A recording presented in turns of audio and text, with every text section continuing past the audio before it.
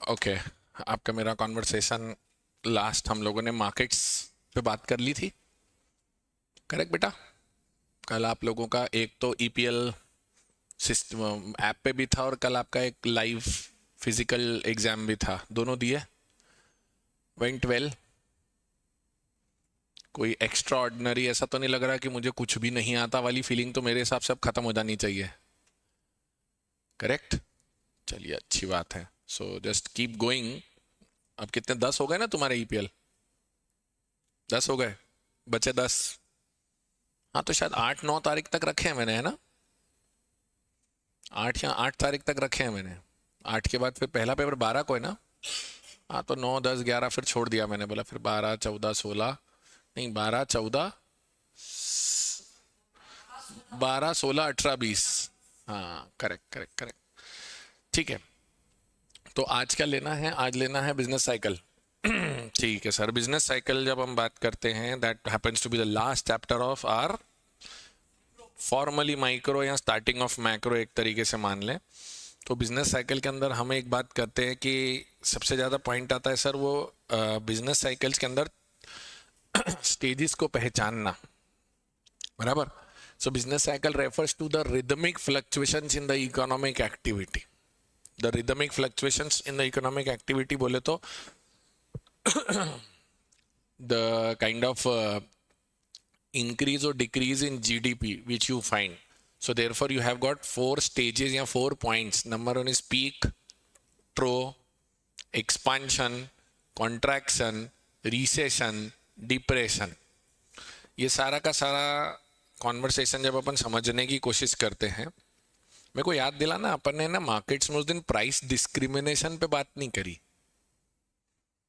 अभी एक बार business cycle थोड़ा सा खत्म करूं, मेरे को बस इतना याद दिलाता ना सर कि 5 मिनट प्राइस डिस्क्रिमिनेशन पे भी बात कर ले। अभी मैं ब्राउज करते करते देखा तो अपन ने उस पर बात नहीं करी है, तो वील कवर दैट ऑल्सो।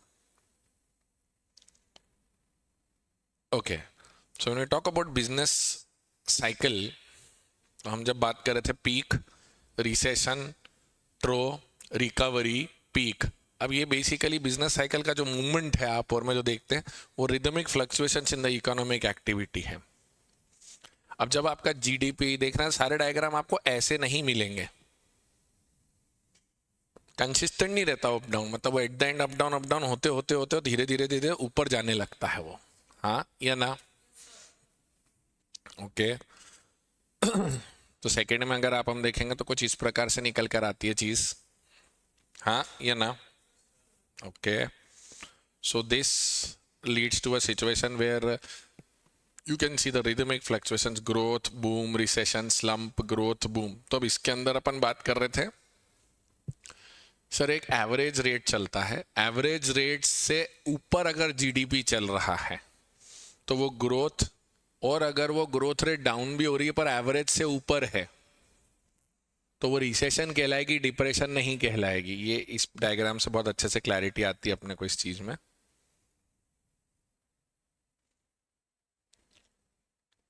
अच्छा, पीक और ट्रो क्या है? स्टेजेस हैं या पॉइंट्स हैं? पॉइंट्स हैं, वेरी गुड। पीक के बाद रिसेशन, मतलब रिसेशन जीडीपी गिर रहा है लेकिन एवरेज से ऊपर है। जीडीपी गिर रहा है पर एवरेज से नीचे है तो वो क्या कहलाएगा? डिप्रेशन। और सबसे लोवेस्ट पॉइंट क्या दिखेगा? ट्रो। प्रोनाउंसिएशन क्या है? ट्रो। और उसके बाद ट्रो के बाद जब वो वापस रिकवर करना, मतलब ऊपर जाना चालू करता है पर एवरेज रेट से नीचे है तो वो रिकवरी कहलाएगा। रिकवरी, उसके बाद एवरेज रेट से ऊपर चला जाए जीडीपी तो वो बूम कहलाएगा। तो याद रखना, बच्चे कंफ्यूज होते हैं बूम में और रिकवरी में। एवरेज रेट से ऊपर चल रहे हो तो बूम है, एवरेज रेट से नीचे चल रहे हो तो रिकवरी है। लोवेस्ट पॉइंट आपका ट्रो है।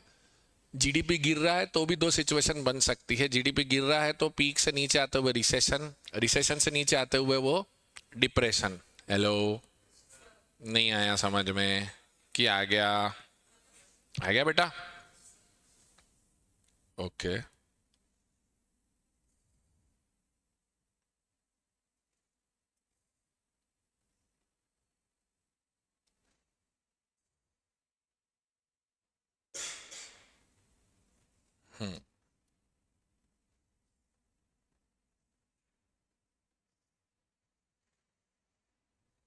चलिए,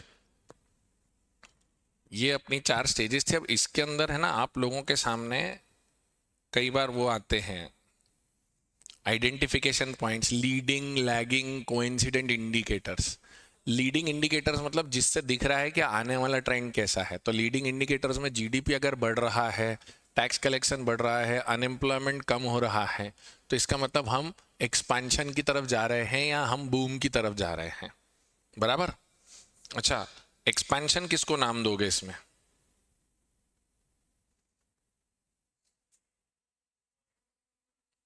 रिकवरी एक्सपांशन में नहीं आएगी। रिकवरी में तो हम नीचे जा रहे हो। बूम का दूसरा नाम क्या जाएगा? एक्सपांशन। और रिसेशन और डिप्रेशन दोनों कॉन्ट्रैक्शन कैटेगरी में जाएंगे। मतलब आप रिकवरी और बूम दोनों एक्सपांड हो रहे हैं ना। हेलो, ध्यान से देखोगे तो ये दोनों आपको ऊपर लेके जा रहे हैं और ये दोनों आपको नीचे लेके जा रहे हैं। बराबर। ये एक्सपेंशन, ये रहा ना, देखो।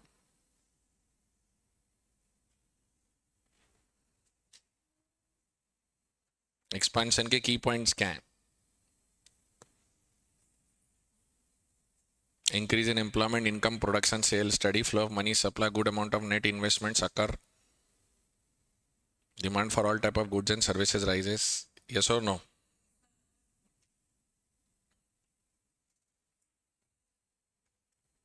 उसके बाद टॉप लेवल पे पहुंच गए तो पीक। पीक के बाद वो जब कॉन्ट्रैक्शन की बात करता है, नीचे आना चालू होता है, तो contraction, there is a fall of investor. अब हम समझना, कॉन्ट्रैक्शन आपका मतलब रिसेशन और डिप्रेशन दोनों कॉन्ट्रैक्शन में। अबव एवरेज हो तो वो अगर अबव एवरेज हो तो वो रिसेशन है, और बिलो एवरेज हो तो वो डिप्रेशन है। तो दोनों मिलाकर कॉन्ट्रैक्शन है। देखो, वर्ड एक्सपांशन कॉन्ट्रैक्शन वही है जो डिमांड में सीखा है। एक्सपांशन मतलब बढ़ना। तो बढ़ने का क्या, लोवेस्ट पॉइंट से ऊपर तक जा रहे हो, एवरेज के नीचे हो तो वो रिकवरी है, और एवरेज के ऊपर चले गए तो वो बूम है। हेलो। ओके। इसके अंदर और क्या पॉइंट आ रहा था? हाँ, ट्रो इसका लोवेस्ट पॉइंट है। बराबर। लीडिंग, लैगिंग, कोइंसिडेंट इंडिकेटर्स अपन ने देख लिया। आप लोगों को एक क्वेश्चन ने परेशान करा होगा, और वो क्वेश्चन वो होगा procyclical, acyclical, countercyclical. Procyclical मतलब जैसी साइकिल चल रही है उसके जैसे इंडिकेटर्स। मतलब अगर एक्सपांशन चल रहा है तो जीडीपी बढ़ रहा है, टैक्स कलेक्शन बढ़ रहा है, अनएम्प्लॉयमेंट कम हो रहा है। प्रो साइक्लिकल आप चाहो तो लिख के रख लो साइड में। प्रो साइक्लिकल डैश मतलब जो ट्रेंड चल रहा है उससे मैचिंग। जो ट्रेंड चल रहा है उससे मैचिंग।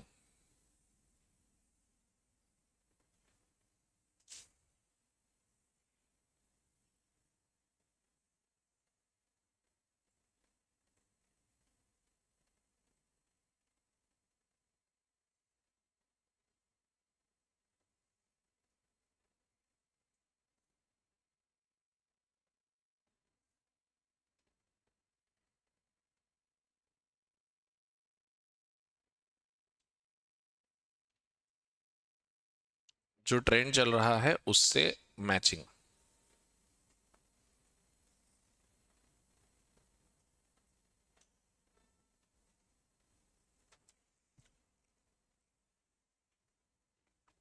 काउंटर साइक्लिकल मतलब जो ट्रेंड चल रहा है उसके उलट।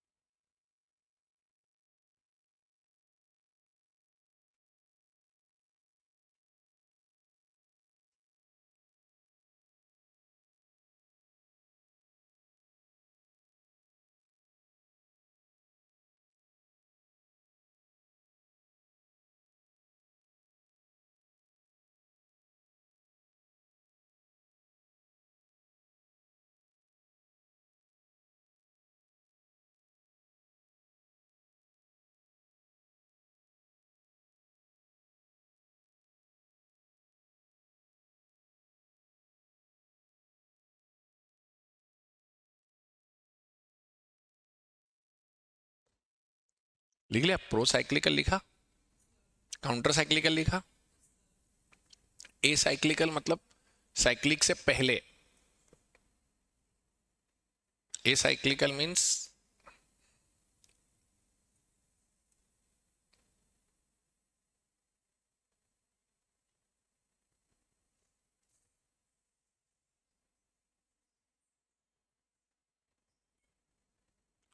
किसी चीज के पहले।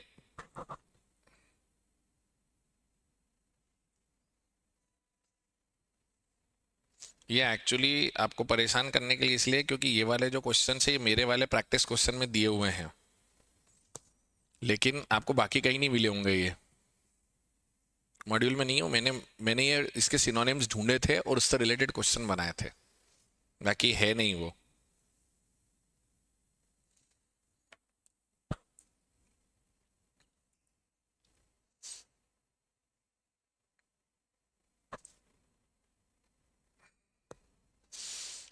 ए साइक्लिकल के अंदर मतलब ये होता है ना, पहले तो मतलब वो ए साइक्लिकल जो वर्ड है ना वो किसी ट्रेंड को इंडिकेट नहीं करता हुआ मिलेगा आपको।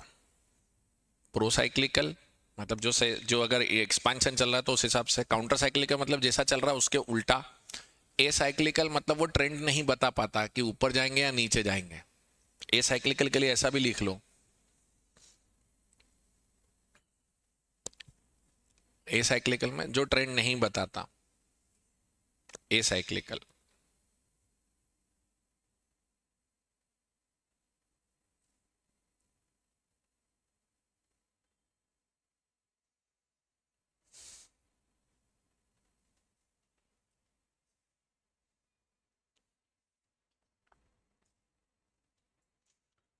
को मूवमेंट अगेन वो प्रो साइक्लिकल ए साइक्लिकल वाला जैसा है। को मूवमेंट मतलब सिमिलर डायरेक्शन,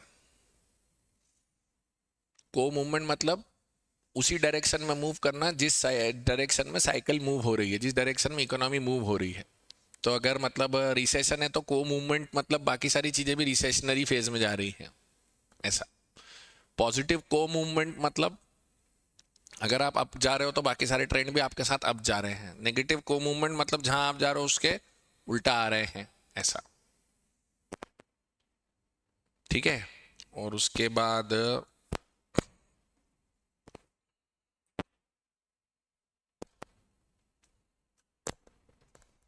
परसिस्टेंस वर्ड भी एक पूछा है इधर से संकल्प ने।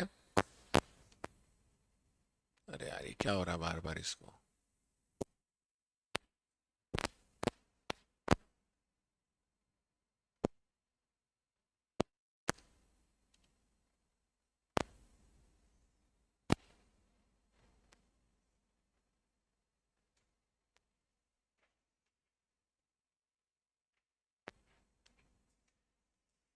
इंडस्ट्रियल प्रोडक्शन से नहीं पता चलता ऋषि का इंडस्ट्रियल प्रोडक्शन बढ़ रहा है या कम हो रहा है, उस हिसाब से आप उसे प्रो साइक्लिकल और कोइंसिडेंट को मूवमेंट मानोगे। सिर्फ इंडस्ट्रियल प्रोडक्शन वर्ड से नहीं कह सकते। इंडस्ट्रियल प्रोडक्शन बढ़ रहा है घट रहा है ये भी तो देखना पड़ेगा ना आपको।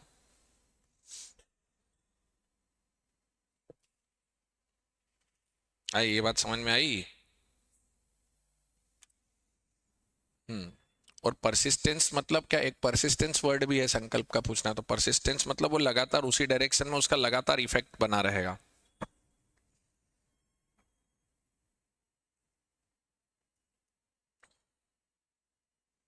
जब लगातार इफेक्ट होता है ना बिजनेस साइकिल का, जैसे अगर मंदी आई तो अनएम्प्लॉयमेंट काफी लंबे समय तक चला, एक्सपांशन आया तो इन्फ्लेशन काफी लंबे समय तक चला। वर्ड परसिस्टेंस का इंग्लिश मीनिंग क्या होता है, लगातार। तो परसिस्टेंट मूवमेंट मतलब continuously movement in the same direction. ये भी लिख के रख लो साइड में।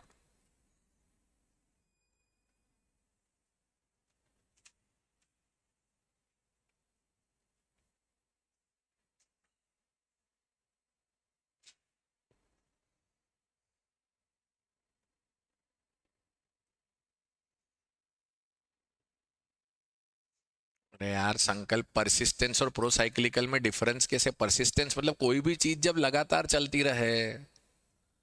प्रो साइक्लिकल मतलब एक्सपांशन के साथ, जब एक्सपांशन चल रहा है तो बाकी सब चीजें चल रही है, पर जब वो नीचे आएगा तो चली जाएंगी नीचे साथ में। कुछ चीजें लगातार एक जैसी ट्रेंड में चलेंगी। आज एक बात बताओ, तुमने इतने अभी रियल कंटेक्स्ट में देख लो, इंडिया ने इतने समय से इंटरेस्ट रेट ऊपर करके रखे हैं, तो इन्फ्लेशन नीचे हो जाना चाहिए था, लेकिन इंटरेस्ट रेट अब ऑलमोस्ट 2.5-3 साल हो गए ऊपर हुए, अब इंटरेस्ट रेट नीचे ऊपर रहने के बावजूद महंगाई बढ़े जा रही है। कायदे से तो इंटरेस्ट रेट बढ़ा देने पर महंगाई कम हो जानी चाहिए थी। सो inflation is persistent right now, बाकी सारी चीजें नीचे आ रहे हैं ऐसा। और ये जितने भी वर्ड्स तुम ढूंढे हो ना, या तुमने डेफिनेटली इधर उधर झांका झांकी करके उठपटंग क्वेश्चन ढूंढे हैं संकल्प, तभी तुम्हारे को सारे सामने ही आ रहे हैं, ये भी बता देता हूं।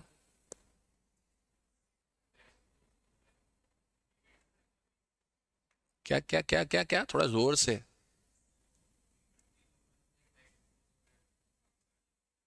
कौन सा टैक्स इंपोज हुआ भैया नया तुम्हारे ऊपर और जनता के ऊपर? हाँ, अब तो एक घटिया सी व्हाट्सएप पढ़ लो तुम बैठ के, पॉपकॉर्न, और पॉपकॉर्न पे पहले टैक्स नहीं था क्या? है यार, जो है ना, प्लीज इंस्टाग्राम का कचरा अपने दिमाग में न डालें। 4 बेवकूफ इन्फ्लुएंसर्स इकोनॉमिक टाइम्स की 2 लाइनें आधी अधूरी उठा के आपका ज्ञान बनाते। खुद पेपर पढ़ो ना। कौन सा 35% टैक्स स्लैब करा है प्रपोज? बताओ, सोर्स बताओ मेरे को, कहां पढ़ा पहले ये बताओ। सोशल मीडिया का चैनल का नाम और एग्जैक्ट सोर्स बताओ मुझे।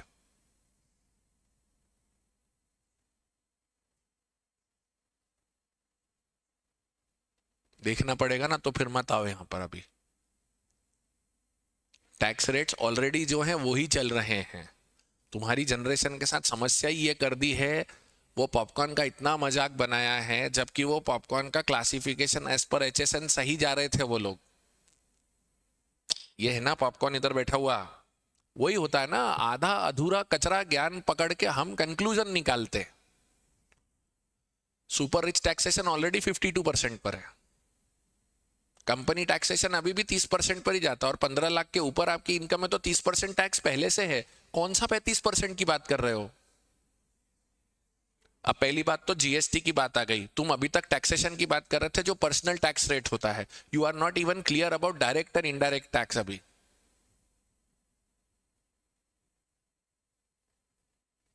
मत पढ़ो अभी इस बेवकूफी में, तुम लोगों को पता जरा सा नहीं है, बोलते इतना सारा हो।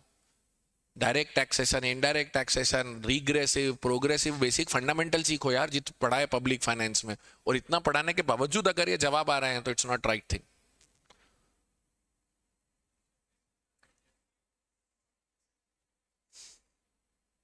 अब तुम क्वेश्चन बदल दिए इतनी देर में। Are we into a revision और अ कॉन्वर्सेशन राइट नाउ? नहीं, डाउट नहीं है ये, तुम्हारा डाउट नहीं है, ये चैप्टर से बिल्कुल रिलेटेड नहीं है। तुमने सोशल मीडिया पर 4-5 चीजें सुनी हुई हैं, तुम उसको लेकर अपनी जिज्ञासा शांत करना चाहते हो अभी। This is nowhere related to your module, nowhere related to your CA Foundation January 25. Yes or no? So then you have to remember you are in a revision right now.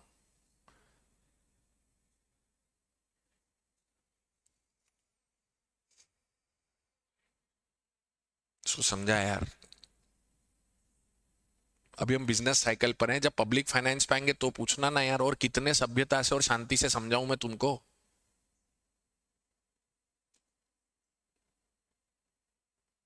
अभी बिजनेस साइकिल चल रहा है, तुमने तुम्हारी curiosity social media की 4 लाइनें उठाई, 2 post जोड़ लिए, ये पॉपकॉर्न बोल रहा है यहाँ से, कुल मिला के बेवकूफी वाला कचरा, जिसका क्लियर इंडिकेशन है कि हम कॉन्सेंट्रेटेड पढ़ाई नहीं कर रहे, हम कैजुअली पढ़ रहे और रोज सोशल मीडिया छान रहे। और ये क्लास में मैं बहुत अच्छे से समझा चुका हूं कि जो मेजर्स होते हैं वो डायरेक्ट और इनडायरेक्ट टैक्सेशन है, वो प्रोग्रेसिव है, वो रिग्रेसिव है, उसके अंदर पूरी सेट ऑफ एक्टिविटीज हैं। तुम उन सेट ऑफ एक्टिविटीज को सब साइड में रख के 4 बेवकूफाना जानकारियां निकाल के मेरे से बकबक कर रहे हो अभी। You are wasting not my time. Almost 120 people are there online and you all are sitting here and you are wasting your time for your private conversation in a revision session, my son.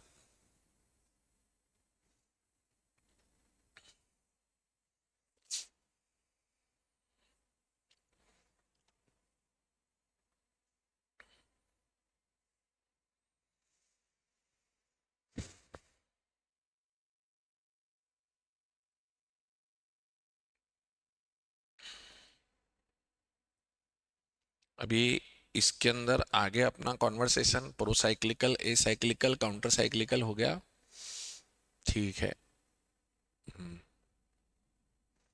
Persistence लिखवा दिया, को movement लिखवा दिया, pro cyclical लिखवा दिया, ए cyclical लिखवा दिया और काउंटर साइक्लिकल, पांचों चीजें नोट हो गई? Hello, okay. Yes, Jan, it's a very simple answer. Very considerable control over price in which market is the answer would be monopoly. ये टेबल बना हुआ है अपना मार्केट्स वन के अंदर 4x4 का, जिसको मैंने 5 स्टार लगवाया था, उसमें लिखता है very considerable control over price. Answer है मोनोपोली।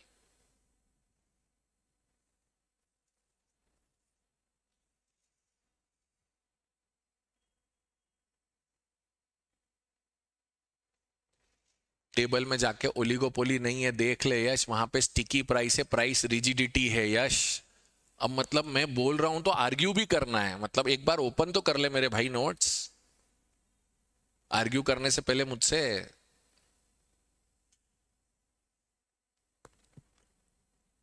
प्राइस रिजिडिटी लिखा हुआ है वहां पर और किंग डिमांड कर्व लिखा हुआ है।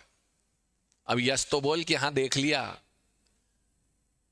सर मैं तो घूमने निकला हूँ, 31 दिसंबर की मजे ले रहा हूँ, वो तो आपका सेशन अटेंड कर लिया। अब आपने अभी किताब मांग ली, वो तो घर में दूसरे कमरे में पड़ी है, मैं नहीं निकल रहा रजाई में से अभी। आप बोलते हो तो मैं बोल देता हूँ यस सर। पेज नंबर बता, पेज नंबर बता यस, कौन से पेज पे है ये टेबल? 173।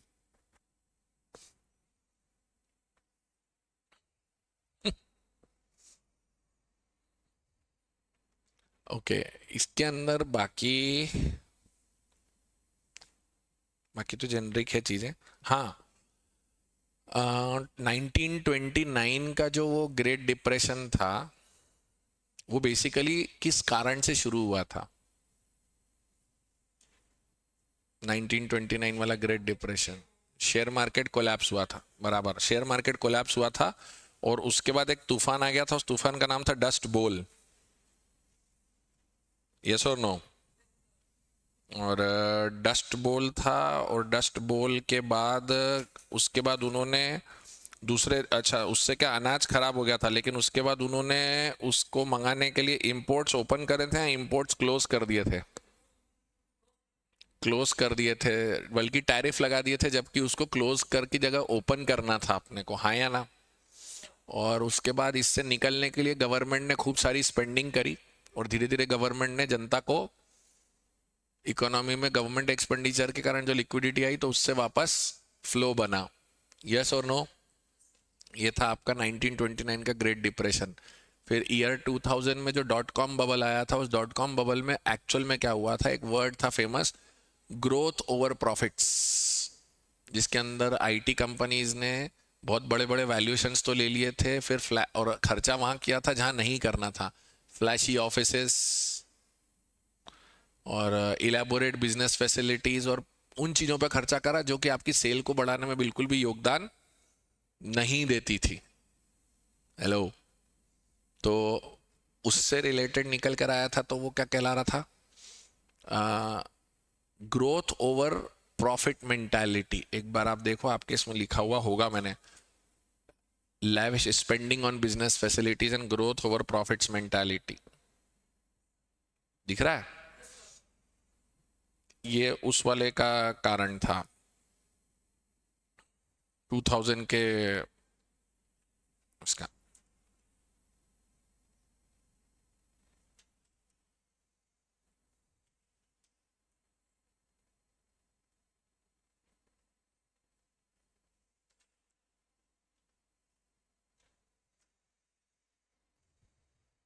हुआ? हेलो,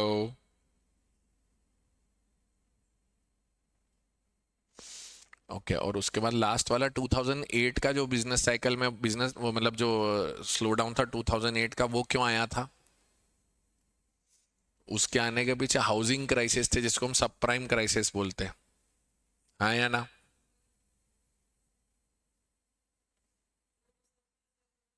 जिसमें जो लोग केपेबल नहीं थे पे करने के लिए, उनको भी लोन बांटे गए थे, जिसको हमने फेमसली निंजा लोन कहा था, no income no job advances, जिसके कारण फिर जितनी भी बैंक्स थी वो डूबी। बैंक्स के साथ साथ जिन लोगों ने लोन्स जो बैंक्स के दूसरों ने सब फंड्स ले रखे थे उन लोन्स के बेसिस पर, इन्वेस्टमेंट बैंक्स वो भी सब डूब गए थे। फिर इधर भी गवर्नमेंट को यहाँ से पैसे डाल के लोगों को बचाना पड़ा, और यहीं से चालू हुई थी 2008 की फियाट करेंसी। फियाट करेंसी जो वर्ड अपन मनी थ्योरीज में पढ़ते हैं ना, कि आजकल गोल्ड रिजर्व्स रख के नहीं पास करते, तो वो फियाट करेंसी यहाँ पर तैयार हुई थी। मतलब 2008 ऑनवर्ड्स गवर्नमेंट बैक्ड सिक्योरिटी और गवर्नमेंट के अथॉरिटी के आधार पर छपे हुए कागज के टुकड़ों को नोट माना जाता है। करेक्ट? ओके, ये हो गया। Anything else in business cycle which needs to be asked? Janvi, अब भी मैंने इंडिकेटर्स क्लियर करे, और इंडिकेटर्स के अंदर एरोज भी बनाए, अभी तो बताया बेटा। ये बने हुए इंडिकेटर्स, और इंडिकेटर्स के अंदर एरो डायग्राम है, ये भी देख लो, ये लो अगर आपको देखना है तो।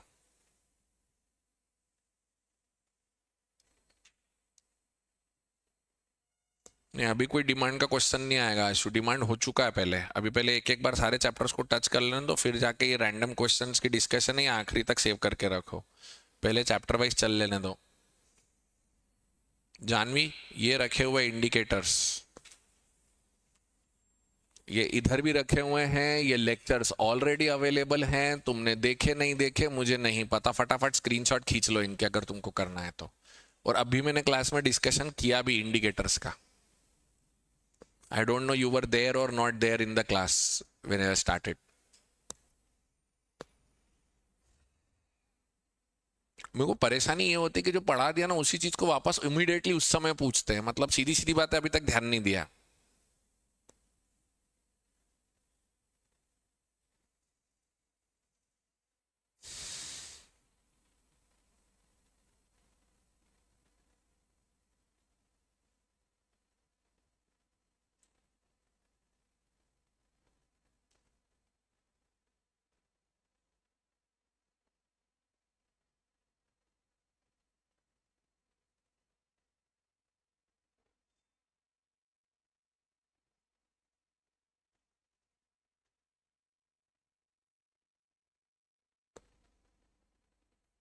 सिंक्रोनिक मतलब सिमिलर, सिंक्रोनाइजेशन।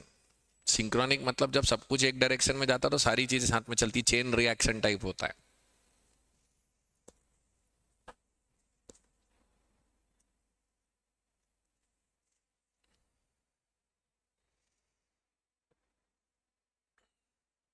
ये लीडिंग। जानवी, हम आपके लिए वेट कर रहे हैं, पूरी क्लास वेट कर रही है। If you give me a yes और नो तो हम आगे बढ़ें। ये लैगिंग फटाफट तुमको देखना है, करना है, कर लो।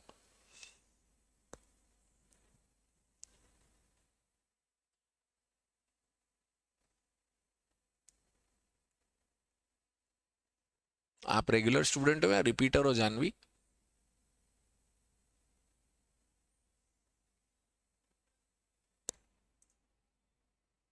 ये कोइंसिडेंट।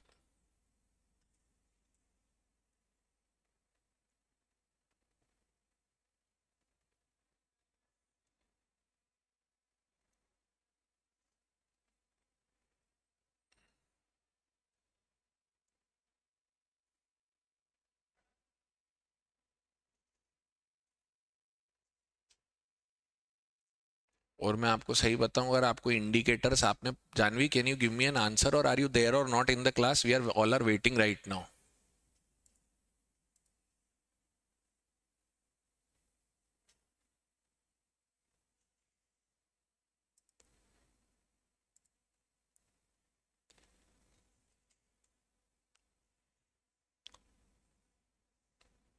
मैंने आपसे दो क्वेश्चन पूछे, पहली बात आपकी नोटिंग हो गई हाँ या ना, सेकेंड आप रिपीटर स्टूडेंट हो या रेगुलर स्टूडेंट हो?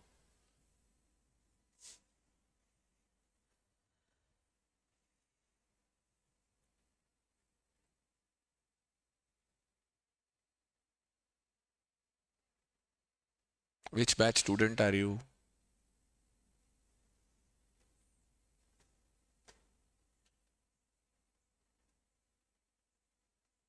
तो इंडिकेटर में डाउट्स है तो ये रहा ना, सामने सामने अगर आपने उठा के सिर्फ एक चीज पढ़ी भी होगी तो क्लियर लिखते हैं वो, देखो।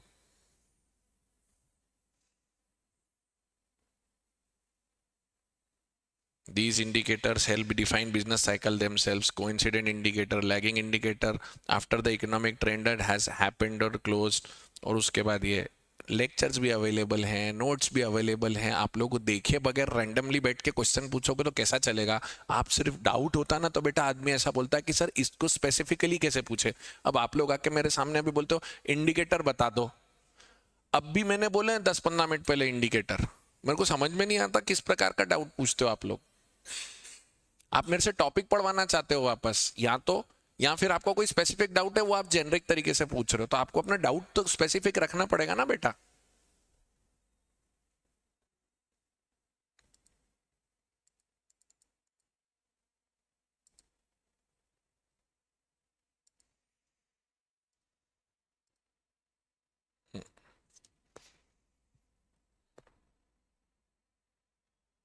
इसके अंदर ये तीनों बिजनेस साइकिल्स भी कर लिए अपन ने, तीनों ट्रेंड्स भी समझ लिए, वेरी गुड। यहाँ तक आते आते कंप्लीट हो गया, ठीक है। अब यहाँ आके आपकी मेरी, हाँ, प्राइस डिस्क्रिमिनेशन, ये उस पर 5 मिनट बात कर लेते, कल रह गई थी प्राइस डिस्क्रिमिनेशन बात करना, thanks for the reminder. Sir price discrimination monopoly की एक सिचुएशन है जहां पर आप सेम प्रोडक्ट अलग अलग कस्टमर्स को अलग अलग प्राइस में बेचते हो, और प्राइस अलग अलग में बेचने का कारण reasons other than the cost है।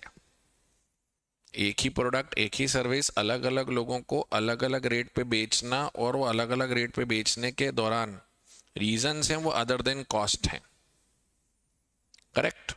ये जब अपन ने देखा था तो अदर देन कॉस्ट, जब रीजंस की बात आ रही थी उसके अंदर 4 पॉइंट बने थे। First, monopoly power in some form, different degrees of price elasticity in different markets, there is a possibility of market division, and the buyer of one market will not come and work in another market.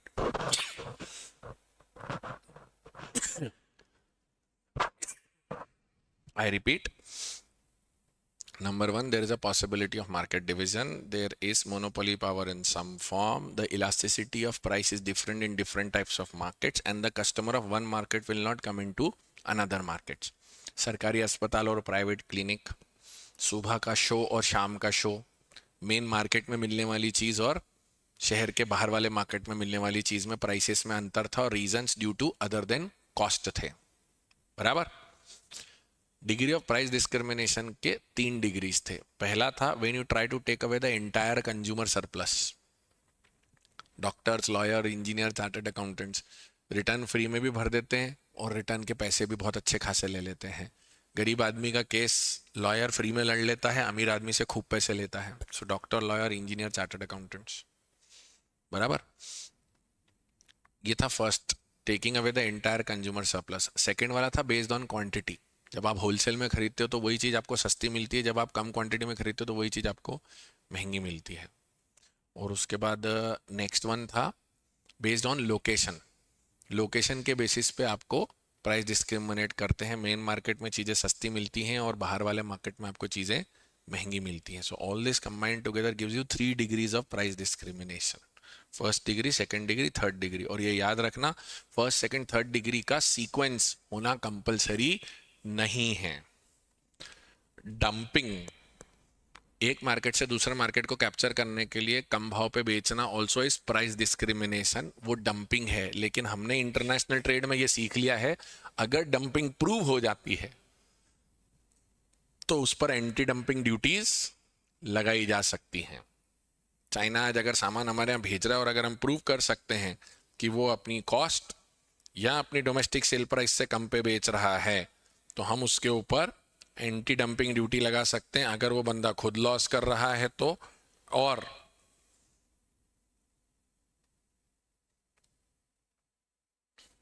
Next अपना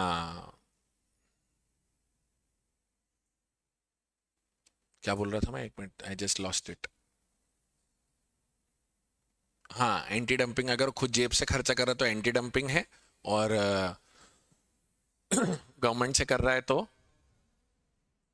counter वेलिंग duty है, correct. बोलो साहब, यहाँ तक clear? Okay,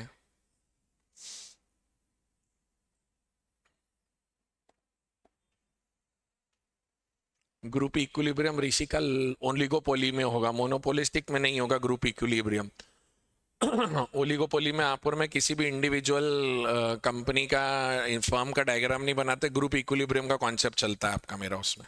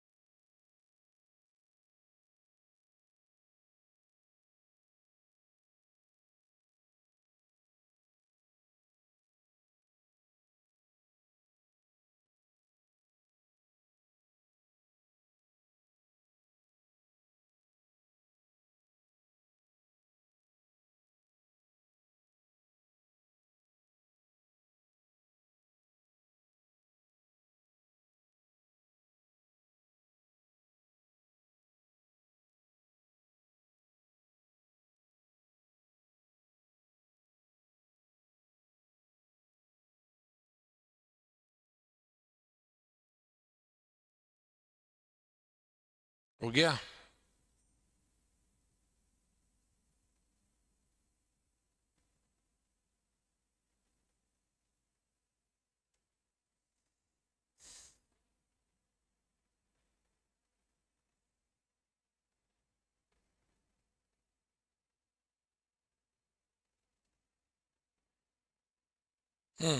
और कुछ बचा? ऋषिका को बता दिया, ग्रुप इक्विलिब्रियम का हो गया। हाँ, और anything questions now, anything related to micro which you want to ask? मोटा मोटी तो कर लिया है। अब एक बात समझो, जैसे जैसे कर रहे हो ना, रैंडम क्वेश्चंस जो आते जा रहे हैं एक, अब क्योंकि अब अपन मैक्रो में जब पढ़ेंगे तो मैक्रो में अपनी स्पीड बढ़ जाएगी, क्योंकि मैक्रो में एक एक चीज बहुत डिटेल में जाएंगे, तो वहीं के वहीं आपको जो रैंडम क्वेश्चंस अभी ध्यान आते हैं, अगर जैसे आज से लेकर अगले 2 3 दिन 4 दिन जितने भी बचते, तो उसमें आप है ना वो साइड में लिख के रख लो। तो फिर अब अपन रैंडम क्वेश्चंस को भी लेना चालू कर देंगे आप लोगों के। ठीक है, तो ये हो गया। अब कहाँ से चले बताओ? इंटरनेशनल ट्रेड से चालू करें, फिर पब्लिक फाइनेंस, फिर मनी थ्योरी, फिर आखिरी में नेशनल इनकम, या बीच में ऐसा लगता है तो बता देना। तो इंटरनेशनल ट्रेड के अंदर सबसे पहले चलते, तो सबसे पहले आपके मेरे सामने आता है इंटरनेशनल ट्रेड में 5 यूनिट्स हैं सर। सबसे पहला है international trade theories. International trade की डेफिनेशन क्या कहती है? International trade is a trade carried out between two और more countries with different law, different currency, different currency, different rules and regulations. तो international trade is more complex as compare to domestic trade because of all this. Currency अलग है, rules regulations अलग है, वो सारी चीजें अलग हैं। हाँ या ना?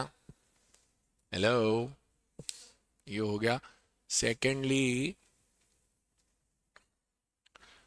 इंटरनेशनल ट्रेड को समझने के लिए हमने कुछ थ्योरीज पढ़ी थी। सबसे पहली थ्योरी थी mercantile view. Mercantile view theory इस बात पे बेस्ड थी कि एनी कंट्रीज पावर और economic power will B seen and shown through the concept of how much gold and silver and precious metal reserves they have. So they used to,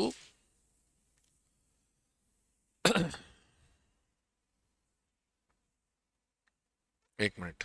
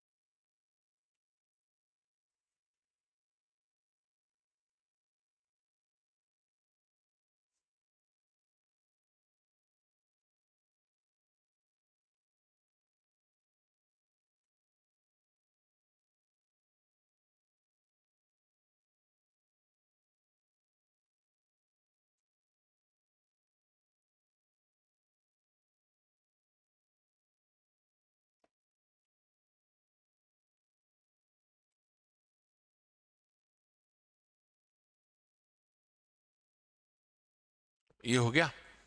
ठीक है, तो अब उसमें मर्केंटाइल व्यू के अंदर सबसे important क्या था, वापस से रिपीट करते हैं। Mercantile view was the carrying the concept that any country which whose power will be shown by the amount of precious metal they have, so they use to export finish goods and import precious metal or raw material in return, and they used to say trade is a zero sum game. मेरा सामान तुम्हारे पास आया, तुम्हारा सामान हमारे पास आया, क्या ही फर्क पड़ता है, but we know that trade is not a zero sum game. तो पहली थी मर्केंटाइल व्यू। सेकंड वाली थ्योरी बनी थी absolute advantage. Absolute advantage was that a country can specialize in one thing and the other country can specialize in another thing, and they both will trade with each other. So this will happen when one country has got a specialization in one product and the other has got in another products, and both of them will try to trade and make improve their efficiency. तो हमने calculation भी सीखा है, और वो calculation आपके study material के questions में है, आपके मॉड्यूल में एक्सप्लेन नहीं करा उन्होंने, पर क्वेश्चन में है। और मेरी रिक्वेस्ट है वो 2-3 क्वेश्चन जो हैं वो क्लॉथ और वीट वाले और वो सब, वो जरूर ध्यान से करना आप, वीट और क्लॉथ वाले, क्योंकि वो क्वेश्चंस पूछते, वो उसने मेरे ख्याल से सितंबर एग्जाम में क्वेश्चन आया भी था, ऐसा एक टेबल बना हुआ। किसी ने अटेम्प्ट किया था सितंबर एग्जाम आप में से? तो वो क्वेश्चन था, एक टेबल बना हुआ, ये बता दूं, तो ध्यान रखना इसलिए।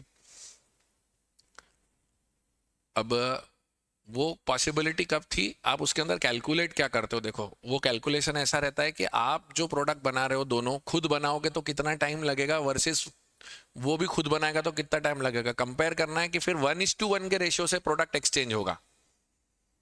उस समय कोई टैरिफ नहीं, कोई टैक्स नहीं, सिर्फ सारी चीजें लेबर थ्योरी ऑफ वैल्यू पे चलती कि नंबर ऑफ आवर्स कितने लगते किसी चीज को बनाने में। तो आपको ये दिखता है कि कितने टाइम में क्या होगा।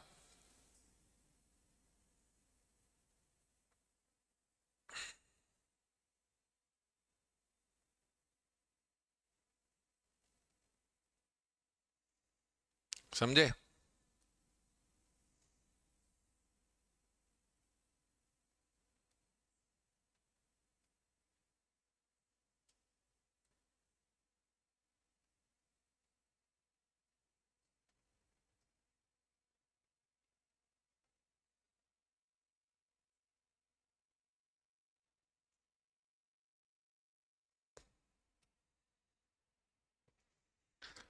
करेक्ट।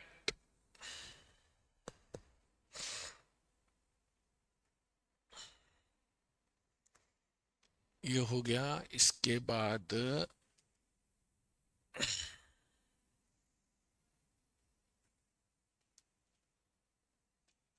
हाँ, इसके अंदर ये था, आपने कैलकुलेशन में दोनों का डिफरेंस देखना है कि इसमें कितना टाइम लग रहा है, इसमें कितना टाइम लग रहा है। तो जो बचत है वो इंक्रीज इन एफिशिएंसी है। एफिशिएंसी किसकी, आपकी मेरी, या वर्ल्ड लेवल पर एफिशिएंसी, कि जो काम हम खुद करते दोनों चीजें तो कितना टाइम लगता, वर्सेस पूरी दुनिया में दूसरा करता तो कितना टाइम लगता। तो दोनों देशों का टाइम बचा था। कैलकुलेशन देखो आपके नोट्स में दिख जाएगा, अगर आपके पास नोट्स होंगे तो। वो पूरी टेबल बनवाई थी मैंने आपको। What if I do this, if I do that, ऐसा करूं तो क्या होगा, वैसा करूं तो क्या होगा, ऐसा याद आ रहा है? ठीक है। So that was compare absolute advantage. Absolute advantage में था कि एक एक जना एक में एक्सपर्ट था, दूसरा दूसरे में एक्सपर्ट था। इस थ्योरी को देने वाले व्यक्ति का नाम क्या था? Adam Smith. एडम स्मिथ के बाद फिर आपने, मैंने एक सवाल और पूछा था, क्या मैं एक में मैं दोनों में एक्सपर्ट हूँ, तुम दोनों में बेकार हो, तो ट्रेड पॉसिबल है? तो प्राइमा फेसी आंसर आता है नहीं है पॉसिबल। लेकिन बाद में पता चला था कि अपॉर्चुनिटी कॉस्ट देख सकते हो आप, तो जिसमें अपॉर्चुनिटी कॉस्ट कम है आपकी, वो आप ट्रेड कर सकते हो, हाँ या ना? तो फिर आपने ट्रेड किया था, इसको किसने दिया था? डेविड रिकार्डो ने। तो डेविड रिकार्डो ने भी यही करा था कि आप दोनों में कम एक्सपर्ट हो, आप दोनों में, दूसरा दोनों में एक्सपर्ट है, एक में वो कम एक्सपर्ट होगा। तो फिर जब आप चेक करते हो तो आपको पता चलता है कि यार इस तरीके से हमको बेनिफिट आ सकता। तो उसको हमने कहा था कंपैरेटिव एडवांटेज। तो mercantile view, absolute advantage, comparative advantage. फिर आई थी Heckscher Olin theory, Samuelson theory, बराबर।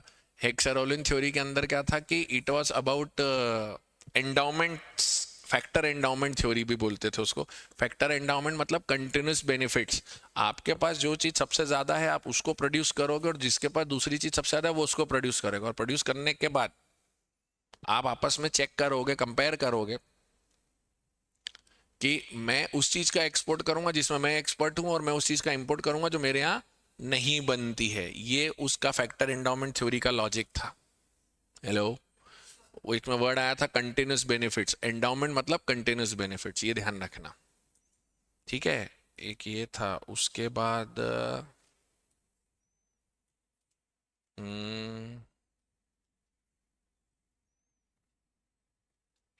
वेक्टर एंडाउमेंट थ्योरी हो गई। उसके बाद निकल के आएगा, हाँ, न्यू ट्रेड, नहीं कौन सी, हाँ, न्यू ट्रेड थ्योरी थी, हाँ लास्ट वाली थी न्यू ट्रेड थ्योरी। तो न्यू ट्रेड थ्योरी का ये था कि you are importing certain goods also and you are exporting the same goods also, you are trying to make the benefits of economies of scale of large scale production and as well as the benefit of network effect. ध्यान से अगर आप देखोगे तो यही दो important word थे कि a country it is exporting the product also and as well as importing the product also, बराबर। तो वो न्यू ट्रेड थ्योरी थी। न्यू ट्रेड थ्योरी के अंदर दो वर्ड्स थे, फिर से याद दिलाता हूँ। एक तो बैंड वैगन इफेक्ट था और एक नेटवर्क इफेक्ट था। ये लिखा हुआ है कि नहीं भाई अपने नोट्स में, बैंड वैगन इफेक्ट और नेटवर्क इफेक्ट।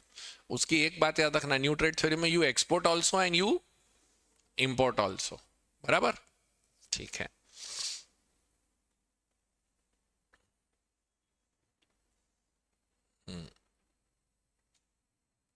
ये हो गया। हम्म।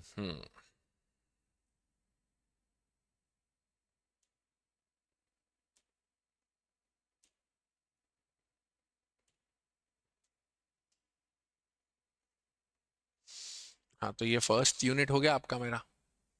उसके बाद फोर्थ यूनिट अपन ने डिस्कशन उस दिन कर लिया था, एक्सचेंज रेट्स वाला। अपन सीक्वेंस में भेजे थे ना, 1 4 5 2 एंड 3। तो फोर्थ यूनिट क्या था अपना, फोर्थ यूनिट था एक्सचेंज रेट डिटर्मिनेशन। उसके अंदर डायरेक्ट कोट इनडायरेक्ट कोट था। रिवीजन में अपन ने उस दिन करा है, अगर आपको याद हो तो। डायरेक्ट कोट मीन्स व्हाट, बताओ मेरे को अब जरा।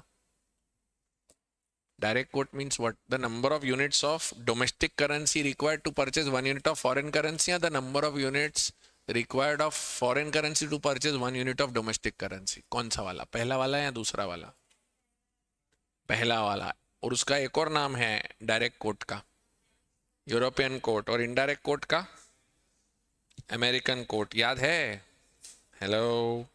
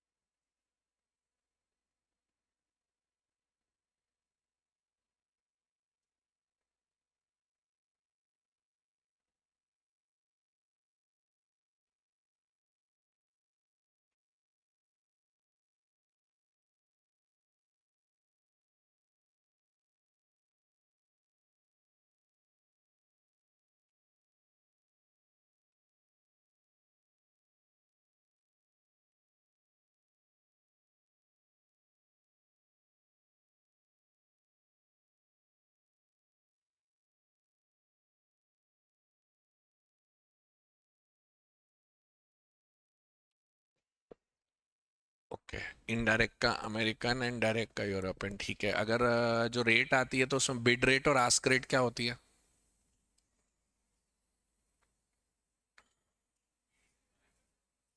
कौन बाय करता है, कस्टमर या बैंक?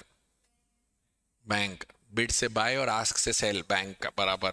अच्छा, जो एक्सचेंज रेट डिटरमाइन होता है उसके अंदर एक्सचेंज रेट डिटरमिनेशन मार्केट में फ्री फ्लोट भी होता है, freely decided by, and then fixed भी होता है। फिक्स्ड वाले को बोलते हैं पेग किया है रेट।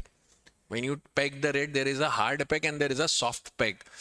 मॉनेटरी पॉलिसी अथॉरिटी किस में फ्री हो जाती है, मतलब किस में मॉनेटरी पॉलिसी अथॉरिटी को इंटरवेंशन नहीं करना पड़ता, फिक्स्ड में या मार्केट में? मतलब फिक्स रेट रेजीम में और फ्लोटिंग, फिक्स और फ्लोटिंग दो चलती है ना। फ्लोटिंग मार्केट ड्रिवन है और फिक्स्ड गवर्नमेंट मतलब मॉनेटरी पॉलिसी अथॉरिटी ड्रिवन है। तो किस वाले में मॉनेटरी पॉलिसी अथॉरिटी को कोई टेंशन नहीं होता है? फ्लोटिंग वाले में, because everything is market driven. Fixed वाले में उनको जस्टिफाई करना पड़ता है कि जो रेट उन्होंने रखी है वो किस बेसिस पे रखी है, और उसके बाद उनको सफिशिएंट रिजर्व्स मेंटेन करके रखना पड़ते हैं कि कल को कुछ फ्लक्चुएशंस होगा तो हम अपनी तरफ से करेंसी इनपुट कर सकते हैं, हाँ या ना? ओके, इंडिया फिक्स सिस्टम पे चलता है या फ्लोटिंग पे चलता है या मैनेज फ्लोटिंग पे चलता है? Very good. अच्छा, सॉफ्ट पैग और हार्ड पैग में डिफरेंस क्या है?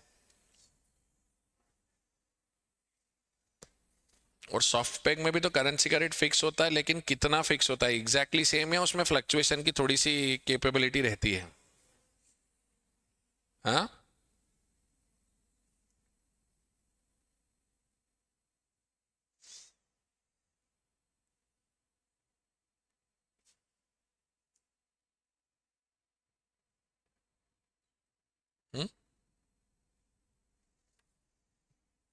फ्लक्चुएटिंग में रहती है ना, सॉफ्ट पैग में थोड़ा थोड़ा फ्लक्चुएट होने की एलिजिबिलिटी रहती है।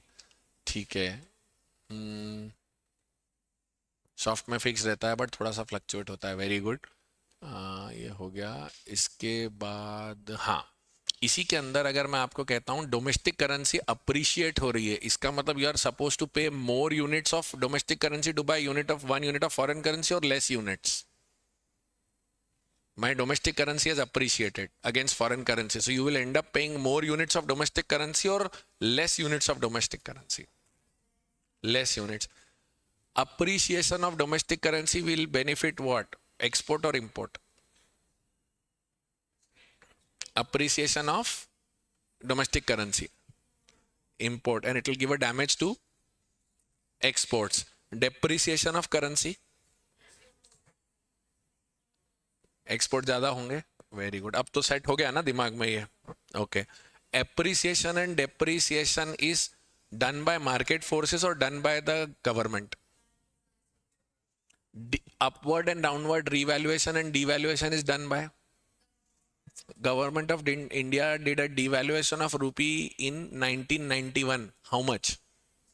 19%. नाम के अंदर ये 1991, 1991, 1991 उल्टा पुल्टा कर दोगे तो भी 19 ही बनेगा.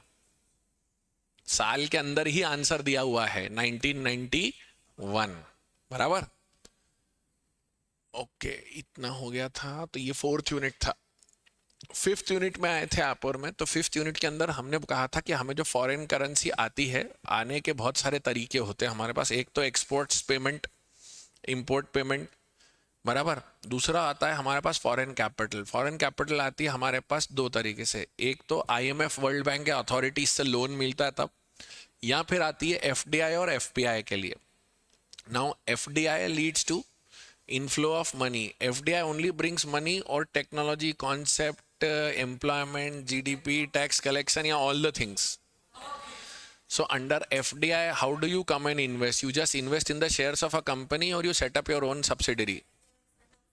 Only subsidiary setup या joint venture also? Alliance also? So there are different forms of FDI which we discussed.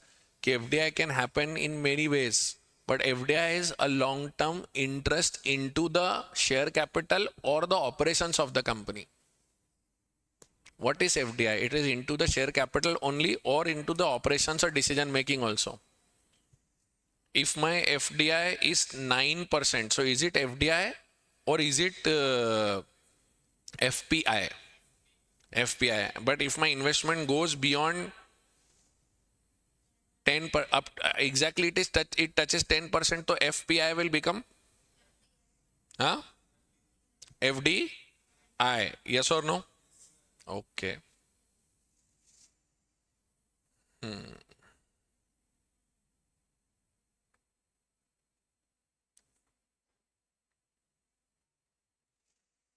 Okay. And 10% के बाद FDI है. हाँ, उसमें टाइप्स थे. एक मिनट में ओपन करूं आपका नोट सेट. उसमें थोड़े बहुत टाइप्स थे, वो मेरे को डिस्कस करवाने थे आपको.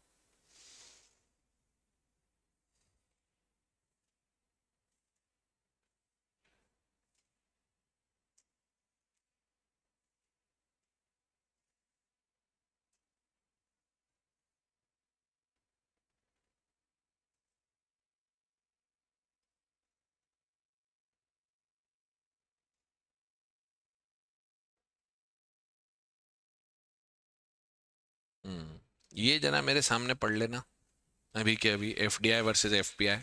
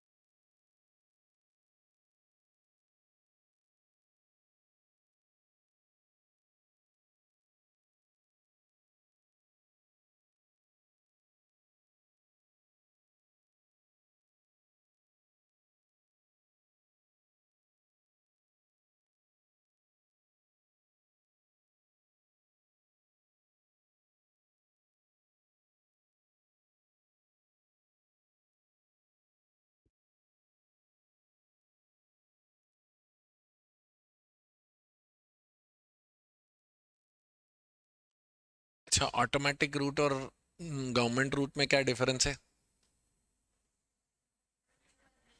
ऑटोमेटिक में you need to go to any office, take a permission, और you can straight away start your business, but keep following the law. Government route में first take a permission and then start the business. Yes or no? Which is good for India? FTI or FPI? But what exactly we get more? लोग हमारे यहाँ direct investment की जगह portfolio investment ज्यादा करते हैं. Correct. FDI के different, हाँ ये एक मिनट. एफपीआई, हाँ ये था. एफडीआई के डिफरेंट स्वरूप थे, हाँ ये एफडीआई का लीगल फॉर्म प्लीज कृपया करके आप मेरे सामने पढ़ें and just check if you are able to understand और नॉट.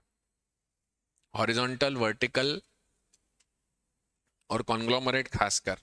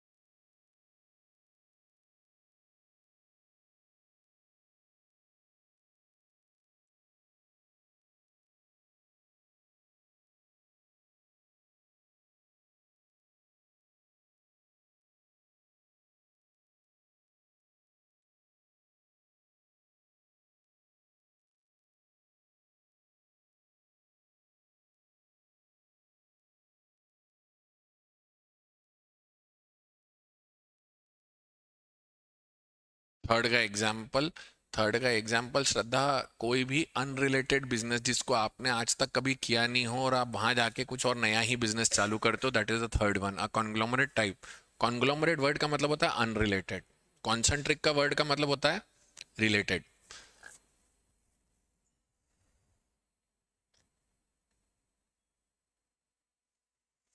आप जनरली एक ऐसी जगह पर आते हो जहां पर इसको आपको कोई एक्सपीरियंस नहीं, उधर के किसी बंदे के साथ टाई अप करते हो कि चल तेरे साथ शुरू करूं मैं, ऐसा.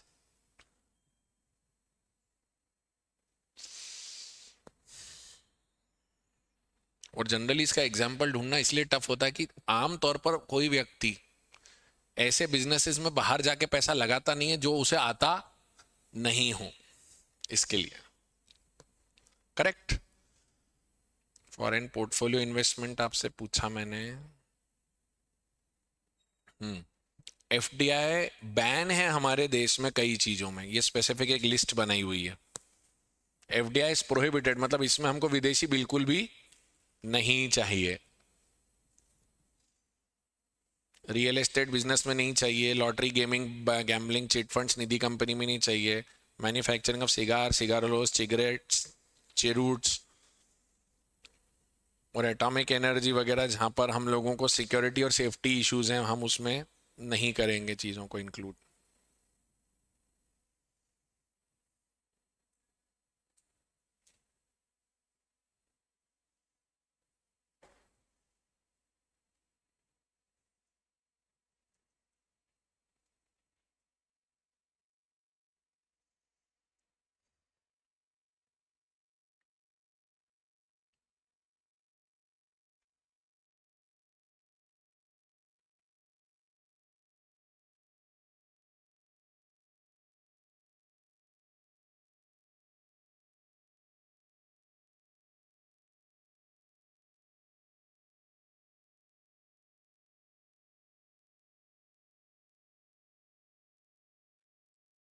हो गया?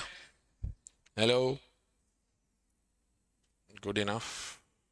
चलो, OFDI क्या होता है? Indians investing abroad, overseas foreign direct investment is OFDI, बराबर।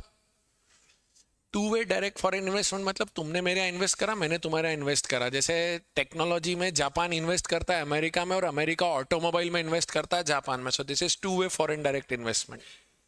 तुम किस चीज के एक्सपर्ट? टेक्नोलॉजी के। मैं किस चीज का एक्सपर्ट? ऑटो के। तुम मेरे यहाँ ऑटो में इस पैसा लगाओ, मैं तुम्हारे यहाँ की। तो कुल मिला के कहीं ना कहीं वो एब्सोल्यूट एडवांटेज को प्रमोट करती हुई चीज है।